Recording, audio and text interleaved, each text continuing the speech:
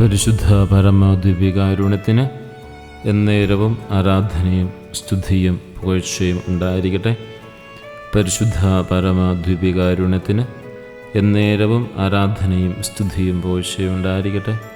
പരിശുദ്ധ പരമദിവ്യകാരുണ്യത്തിന് എന്നേരവും ആരാധനയും സ്തുതിയും പുകഴ്ചയും ഉണ്ടായിരിക്കട്ടെ. ദിവ്യകാരുണ്യനാഥനായ ഈശോയെ, അങ്ങയുടെ സന്നദ്ധിയിൽ അണിഞ്ഞിരിക്കുന്ന ഞങ്ങൾ ഓരോരുത്തരെയും മേത്തുർക്കൻ പാർക്കണമേ. ഈശോയെ, ദിവ്യകാരുണ്യനാഥ, ഞങ്ങളുടെ ജീവിതത്തിലെ എല്ലാ അവസ്ഥകളെയും എല്ലാ സാഹചര്യങ്ങളെയും പരിപൂർണമായി നിൻ്റെ സന്നിധിയിൽ സമർപ്പിക്കുന്നു. ഈശോയെ നാഥ, ഞങ്ങളുടെ മേൽ കരുണയായിരിക്കണമേ.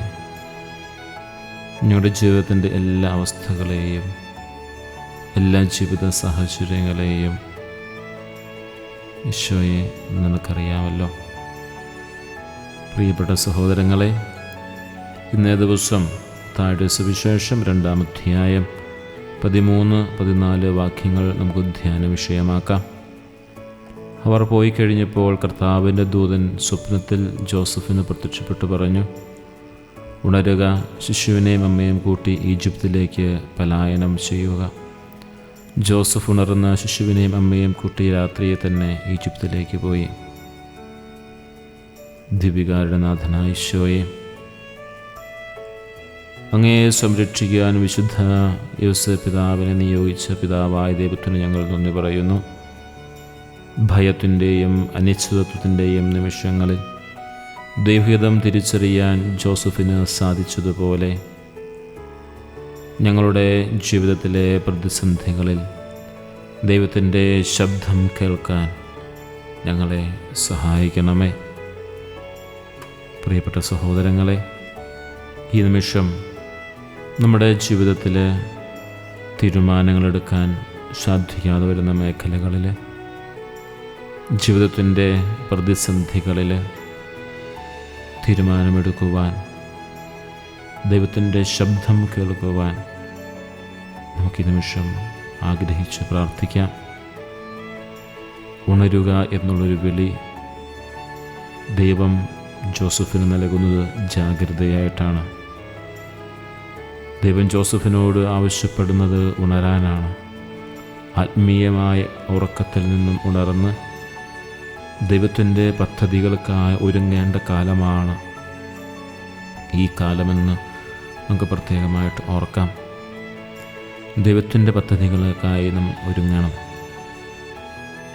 ഉറക്കത്തിൽ നിന്നും എഴുന്നേറ്റ്, അത് ഭൗതികമായ ഉറക്കം മാത്രമല്ല, ആത്മീയമായ ഉറക്കവുമുണ്ട്. ദൈവത്തോടു കൂടെയായിരിക്കുക, ദൈവത്തോടുകൂടി ധ്യാനത്തിലായിരിക്കുക എന്നതിനോടൊപ്പം അവിടെ നിന്നും തമ്പുരാൻ നമ്മെ വിളിക്കുന്നുണ്ട്, ഉണരുക എന്ന് പറയുന്നുണ്ട്.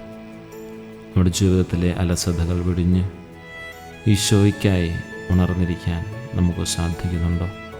ഒരു ആത്മീയ അലസതയും നമ്മുടെ ജീവിതത്തിലുണ്ടാവാം. ആത്മീയ അലസതയിൽ നിന്നും നമ്മൾ ഉണരേണ്ടതായിട്ടുണ്ട്.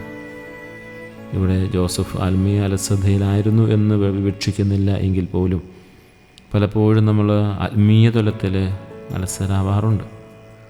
അതിനെക്കുറിച്ച് നമ്മൾ കൂടുതൽ ആഴത്തിൽ ധ്യാനിക്കേണ്ടതായിട്ടുണ്ട്.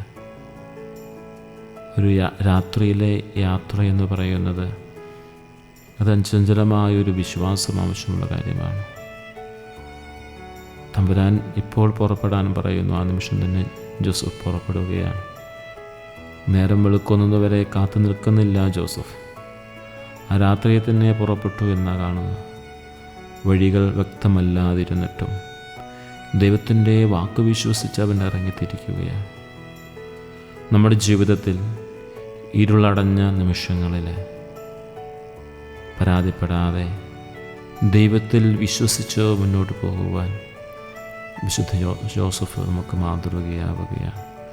ഇന്നത്തെ സുവിശേഷ നമ്മോടതാണ് ആവശ്യപ്പെടുന്നത്. ദൈവത്തിൽ അടിയുറച്ച് വിശ്വസിച്ച് അതിൻ്റെ ഓരോ ചുവടുകളും മുന്നോട്ട് വയ്ക്കുക. ഈജിപ്ത് എന്ന് പറയുന്നൊരു താൽക്കാലിക ഭയമാണ്. ഒരിക്കൽ അടിമത്തത്തിൻ്റെ നാടായിരുന്ന ഈജിപ്തിനെ ദൈവം തൻ്റെ പുത്രന് സുരക്ഷിതമായ ഒരിടമാക്കി മാറ്റുകയാണ്. ദൈവം കൂടെയുണ്ടെങ്കിൽ നമ്മൾ ഭയപ്പെടുന്ന സാഹചര്യങ്ങൾ പോലും നമുക്ക് അനുഗ്രഹമായി മാറുമെന്നുള്ളതാണ്. ഈജിപ്തിൻ്റെ അടിമത്തിൽ നിന്നും ഇസ്രായേൽ ജനത്തെ കാനാൻ ദേശത്തേക്ക് സുരക്ഷിതമായ സ്ഥലത്തേക്ക് കൊണ്ടുവന്ന പിതാവായ ദൈവമാണ് തൻ്റെ പുത്രനായ മിശിഹായെ, തൻ്റെ പുത്രനെ രക്ഷിക്കാൻ വേണ്ടി യോസേഫ് പിതാവിനോട് ആവശ്യപ്പെടുന്നത് ഈജിപ്തിലേക്ക് തൻ്റെ പുത്രനെ കൊണ്ട് ഓടിച്ചു പോവുക എന്നുള്ളത്. ഒരിക്കൽ അടിമത്തത്തിൻ്റെ സ്ഥലമായിരുന്നു. ദൈവം നമ്മോട് കൂടെയുണ്ട് എങ്കിൽ അടിമത്തത്തിൻ്റെ സ്ഥലമെന്ന് നമ്മൾ വിചാരിക്കുന്ന സ്ഥലത്ത് പോലും ആ സാഹചര്യത്തെ പോലും നമുക്ക് അനുഗ്രഹമാക്കി മാറ്റാൻ സാധിക്കും. നമ്മുടെ ജീവിതത്തിലെ കഷ്ടപ്പാടുകളെ ഈശോയെ സംരക്ഷിക്കാനുള്ള പുണ്യ ഇടങ്ങളായി നമുക്ക് മാറ്റിയെടുക്കണം. കാരണം അടിമത്തത്തിൻ്റെ നാട്ടിൽ ദൈവം തൻ്റെ പുത്രനെ സംരക്ഷിക്കുവാനുണ്ട്, അങ്ങോട്ട് കൂടി രക്ഷപ്പെടാനാണ് പറഞ്ഞിരിക്കുന്നത്. അങ്ങനെയെങ്കിൽ നമ്മുടെ ജീവിതത്തിലെ കഷ്ടപ്പാടുകളെന്ന് പറയുന്നത്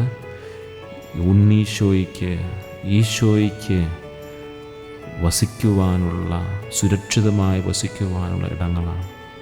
നമ്മുടെ വേദനകൾ, നമ്മുടെ സങ്കടങ്ങൾ, നമ്മുടെ ആവുലകതകളെല്ലാം ഒരുപക്ഷെ നമ്മുടെ ജീവിതത്തിൽ, നമ്മുടെ കുടുംബത്തിൽ, അമാരി എന്ന സ്ഥലങ്ങളിൽ പലപ്പോഴും നമ്മുടെ ജീവിതത്തിൽ കഷ്ടപ്പാടുകളെ അല്ലെങ്കിൽ ഭയപ്പെടുന്ന സാഹചര്യങ്ങൾ നമ്മുടെ ജീവിതത്തിൽ ഉണ്ടാവാം. അതെല്ലാം ഈശോയ്ക്ക് സംരക്ഷണം നൽകുവാനുള്ള, ഈശോയ്ക്ക് സുരക്ഷിതമായി വസിക്കാനുള്ള ഇടങ്ങളാണെന്ന് വിശ്വാസപൂർവ്വം നമുക്ക് മനസ്സിലാക്കാം. അതുപോലെ സംരക്ഷകനാകുക എന്നുള്ളൊരു വലിയ ഉത്തരവാദിത്വമാണ്. ജോസഫ് ശിശുവിനെ സംരക്ഷിച്ചു. ഈ കാലഘട്ടത്തിൽ നമ്മുടെ ചുറ്റുവട്ടമുള്ള നിസ്സഹായരെയും ദുർബലരെയും സംരക്ഷിച്ചുകൊണ്ട് നമുക്കും ജോസഫുമാരാകാൻ സാധിക്കട്ടെ. മറ്റുള്ളവർക്ക് സുരക്ഷിതത്വം നൽകുമ്പോൾ നമ്മൾ യഥാർത്ഥത്തിൽ ഈശോയെ തന്നെയാണ് ശുശ്രൂഷിക്കുന്നത്. ജോസഫിൻ്റെ നിശുദ്ധമായ അനുസരണത്തെ നമുക്ക് ധ്യാനിക്കാം. നമ്മുടെ ജീവിതത്തിൽ ദൈവം ആവശ്യപ്പെടുന്ന മാറ്റങ്ങൾ എന്തൊക്കെയാണ് എന്ന് ഒന്ന് ചിന്തിക്കാം. ഒരുപക്ഷെ നമ്മളിപ്പോൾ ആത്മീയമായ ഒരു സുരക്ഷിത ബോധത്തിലായിരിക്കുന്ന സ്ഥലത്ത് നിന്ന് തമ്പുരാൻ ആഗ്രഹിക്കുന്ന അടിമത്വത്തിൻ്റെ നാട്ടിലേക്ക്, വേദനകളും കഷ്ടപ്പാടുകളുമുള്ള നാട്ടിലേക്ക് സുരക്ഷിതമായി നിന്നിലുള്ള ഈശോയെ നഷ്ടപ്പെട്ടു പോകാതിരിക്കുവാൻ ഒരുപക്ഷെ സുരക്ഷിതത്തിൻ്റെ നാട്ടിൽ നിന്നും ഒരുപക്ഷെ അടിമത്വത്തിൻ്റെയും സങ്കടങ്ങളുടെയും വേദനകളുടെയും നാട്ടിലേക്ക് ഒരുപക്ഷെ നീ പലായനം ചെയ്യേണ്ടി വരും. മറ്റൊന്നിനുമല്ല, നിന്നിലുള്ള ഈശോ നഷ്ടപ്പെട്ടു പോകാതിരിക്കാൻ വേണ്ടി. എന്നിലുള്ള ഈശോയെ നഷ്ടപ്പെടുത്തി കളയുന്ന ചില സുരക്ഷിതമായ സ്ഥലങ്ങളിലാണോ ഞാനിപ്പോൾ വസിക്കുന്നതെന്ന് പരിശോധിച്ച് നോക്കാം. തമ്പുരാൻ നമ്മോട് ചോദിക്കുന്നതിൻ്റെ ചോദ്യം ഇതാ: പ്രതിസന്ധികൾ തളർന്നു പോകാതെ ജോസഫിൻ്റെ ധൈര്യവും ദൈവവിശ്വാസവും ഓരോ മക്കൾക്കും ലഭിക്കുന്നതിന് വേണ്ടി നമുക്ക് പ്രാർത്ഥിക്കാം. നാഥ, അങ്ങയുടെ വഴിയെ ഞങ്ങളെ നയിക്കണമേ നമുക്ക് പ്രാർത്ഥിക്കാം. നമ്മുടെ ദുശ്ശീലങ്ങളെ ഉപേക്ഷിക്കുവാനും രാത്രിയിൽ യാത്ര തിരിച്ച് തൻ്റെ വളർത്തും പുത്രനെ ഈശോയെ സംരക്ഷിച്ചതുപോലെ നന്മയുടെ വഴികളിലേക്ക് ഇറങ്ങിച്ചെല്ലുവാനും നമുക്ക് പ്രത്യേകമായി മാധ്യസ്ഥം തേടി പ്രാർത്ഥിക്കാം. ഭാവിയെക്കുറിച്ച് ഓർത്ത് ഭയപ്പെടുന്നവർക്കും ആകുലതകൾ കഴിയുന്നവർക്കും ദൈവത്തിൻ്റെ സംരക്ഷണം ഉറപ്പാക്കുന്നതിന് വേണ്ടി നമുക്ക് പ്രാർത്ഥിക്കാം. പ്രിയ സഹോദരങ്ങളെ, ഇന്ന് നമ്മുടെ നിയോഗം വയ്ക്കുമ്പോൾ ഈശോ നമ്മുടെ ജീവിതത്തിൽ സംരക്ഷിക്കപ്പെടണം. ആ വലിയ ആഗ്രഹത്തോടു കൂടിയുള്ള നിയോഗങ്ങൾ നമുക്ക് സമർപ്പിക്കാം. ദൈവത്തിൻ്റെ സംരക്ഷണയെ വിശ്വസിച്ച് വിശുദ്ധ ജോസഫിനെ പോലെ ദൈവഹിതം അനുസരിക്കുവാൻ തയ്യാറായിക്കൊണ്ട് സന്തോഷത്തോടെ ഇന്ന ദിവസം നമുക്ക് മുന്നോട്ട് കൊണ്ടുപോകാം. ഈശോ നമ്മുടെ എല്ലാവരുടെയും ജീവിതത്തിൽ വലിയ മാറ്റങ്ങൾ വരുത്തട്ടെ. പരിശുദ്ധ പരമദിവ്യകാരുണ്യത്തിന് എന്നേരവും ആരാധനയും സ്തുതിയും പുകഴ്ചയും ഉണ്ടായിരിക്കട്ടെ. പരിശുദ്ധ പരമദിവ്യകാരുണ്യത്തിന് എന്നേരവും ആരാധനയും സ്തുതിയും പുകഴ്ചയും ഉണ്ടായിരിക്കട്ടെ. പരിശുദ്ധ പരമദിവ്യകാരുണ്യത്തിന് എന്നേരവും ആരാധനയും സ്തുതിയും പുകഴ്ചയും ഉണ്ടായിരിക്കട്ടെ. നമ്മുടെ കർത്താവ് ഈശോ മിശിഹായുടെ കൃപയും പിതാവായ ദൈവത്തിൻ്റെ സ്നേഹവും പരിശുദ്ധാത്മാവിൻ്റെ സഹവാസവും നമ്മെല്ലാവരോടും കൂടി ഉണ്ടായിരിക്കട്ടെ, എപ്പോഴും എന്നേക്കും. ആമേൻ.